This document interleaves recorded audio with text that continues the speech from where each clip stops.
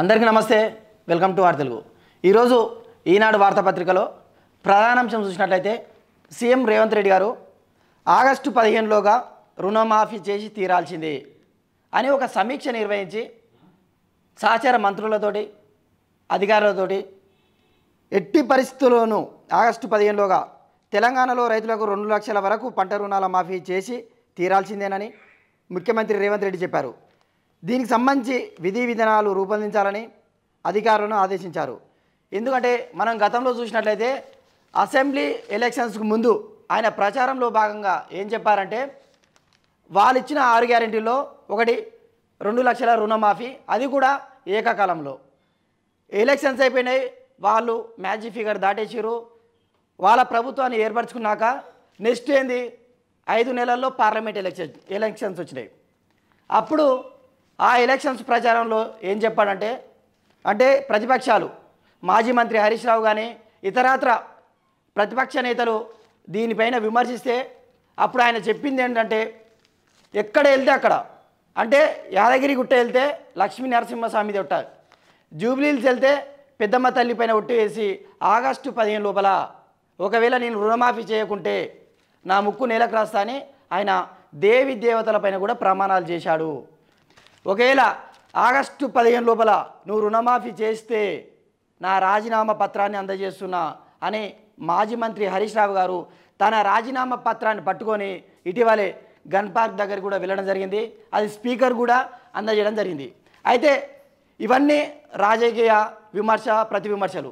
మన అనాలిసిస్, మన ఛానల్ ప్రకారం నిజంగా రుణమాఫీ జరుగుతుందా దీని గురించి ఒకసారి చర్చించుకుంటే, ఒక్క రైతుకు 2 లక్షల రుణమాఫీ అంటే ఇది దాదాపుగా మళ్ళీ అది ఏకకాలంలో. గతంలో చంద్రబాబు నాయుడు, ఇంకా గతంలో వైఎస్ రాజశేఖర రెడ్డి, ఇంకా ఇటీవల కేసీఆర్ కూడా ఎవరు కూడా ఏకకాలంలో 2 లక్షల రుణమాఫీ చేయలేదు. అయితే వీళ్ళు చేస్తారా? లేదు. చేస్తాడు అనుకుంటే రేవంత్ రెడ్డి ఆ పార్టీకి ఆయన సుప్రీం కూడా కాదు.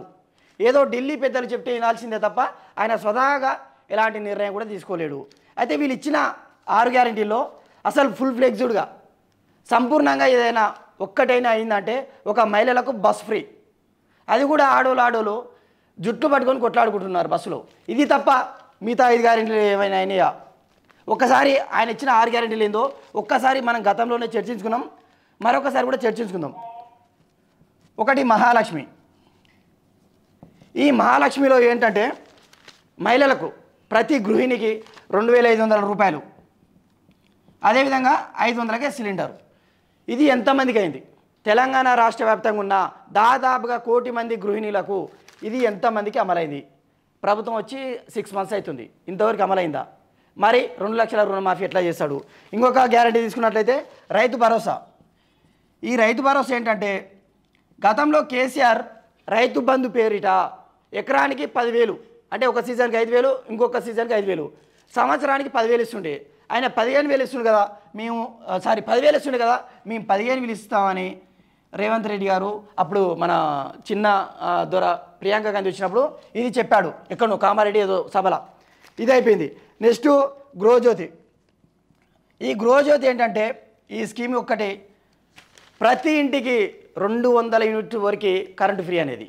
ఇది ఎంతమందికి వచ్చింది? ఒక నెల ఇచ్చిర్రు, మళ్ళీ తర్వాత ఎలక్షన్ కూడా అన్నారు, మళ్ళీ నెక్స్ట్ మంత్ ఈ బిల్లు ఆ బిల్లు యాడ్ అయ్యి వచ్చింది. వీళ్ళు 2 లక్షల రుణమాఫీ చేస్తాడా? ఇప్పటికి ఎన్ని గ్యారెంటీలు అయిపోయినాయి? 3 గ్యారెంటీలు అయిపోయినాయి. నెక్స్ట్ ఇందిరమ్మ ఇండ్లు. ఈ గ్యారెంటీ స్కీమ్ ఏంటంటే సొంతంగా స్థలం ఇస్తారు, 5 లక్షలు ఇస్తారు. కేసీఆర్ ఏమిచ్చిండు? కేసీఆర్ ఇస్తే కనీసం ఇంటికి అల్లుడు వస్తే కూడా కాలు చాపుకోనికి కూడా లేదు, అసలు అనుకున్న ఇండ్లని కూడా కట్టించలే. కానీ మా ప్రభుత్వం వచ్చిన తర్వాత ఇందిరమ్మ ఇండ్లు ఇస్తాం, స్థలంతో పాటు 5 లక్షల రుణం, 5 లక్షల రూపాయలు ఇస్తాం, దాని ద్వారా చక్కగా ఇల్లు కట్టుకోవచ్చు, డబల్ బెడ్రూమ్ అని చెప్పిండు. ఇది ఎంతమందికి వచ్చింది? వీళ్ళు ఏకకాలంలో 2 లక్షల రుణమాఫీ చేస్తారా? నెక్స్ట్ ఇంకొకటి చూసుకున్నట్లయితే యువ వికాసం. అంటే భారతదేశంలో ఎవ్వరూ పెట్టండి ఇది. ప్రతి విద్యార్థికి చదువుకు 5 లక్షల రూపాయలు ఇస్తున్నాడు. దీంతోపాటు ప్రతి మండల కేంద్రంలో, అంటే తెలంగాణ రాష్ట్ర వ్యాప్తంగా దాదాపుగా 1100 మండలాలు ఉంటే ప్రతి మండలంలో ఒక ఇంటర్నేషనల్ స్కూల్ నిర్మిస్తానన్నారు. అసలు ఉన్న స్కూళ్ళకే దాదాపుగా టీచర్స్ లేరు, ఉన్న కాలేజెస్కే వాలంటీర్స్ నడిపిస్తున్నారు. వీళ్ళంట ప్రతి మండలానికి ఇంటర్నేషనల్ స్కూల్ పెడతారంట. ఇది అయిందా, ఇది కాలే, మరి 2 లక్షల రుణమాఫీ ఏం చేస్తాడు? లాస్ట్కు చేయూత. ఈ చేయూత ఏంటంటే వృద్ధులకు 2000 పెన్షన్ ఇస్తుండే కదా కేసీఆర్, నేను 4000 ఇస్తా అని మన ప్రియతమ నేత రేవంత్ రెడ్డి గారు చెప్పారు. అసలు ఈయన చెప్పాల్సిన బాధ్యత కూడా లేదు. ఢిల్లీ పెద్దల చేతిలో ఒక కీలుబొమ్మ, ఈయనకంత సీన్ లేదు. అయినా కూడా చేయూత పథకం కింద ఏం చెప్పాడు? వృద్ధులకు 4000 పెన్షన్ ఇస్తున్నాడు. ఇప్పటికి 6 months అవుతుంది. ఎవరికైనా వృద్ధులకు మీ ఇంట్లో ఒక్కరికైనా 2000 తప్ప 4000 రూపాయలు వచ్చినాయా? మరి ఈయన 2 లక్షల రుణమాఫీ ఏకకాలంలో ఎలా చేస్తాడు? రాజశేఖర రెడ్డి వల్ల కాందే, చంద్రబాబు వల్ల కాందే, కేసీఆర్ వల్ల కాందే, ఈయన వచ్చి ఎలా ఆగస్టు 15 లోపల ఏకకాలంలో చేస్తాడు? ఒక్కసారి ఈ 6 పథకాలకే అంటే మేధావులు ప్రొఫెసర్లు చెప్పింది ఏంటంటే, గొప్ప గొప్ప ఆర్థికవేత్తలు ఏం చెప్పారంటే, కేవలం ఈ 6 గ్యారెంటీలకే రాష్ట్ర బడ్జెట్ ప్రతి సంవత్సరం 2 లక్షల కోట్లు అవుతాయంట. అంటే మనకు కేటాయించేది దాదాపుగా 50,000 కోట్లు కేంద్రం నుంచి వచ్చేది. 2 లక్షల కోట్లు బడ్జెట్ ఓన్లీ ఈ 6 గ్యారెంటీలకైతే. వీటిని మినహాయించి కూడా చాలా స్కీమ్స్ అంటే 420 స్కీమ్స్ చెప్పారు.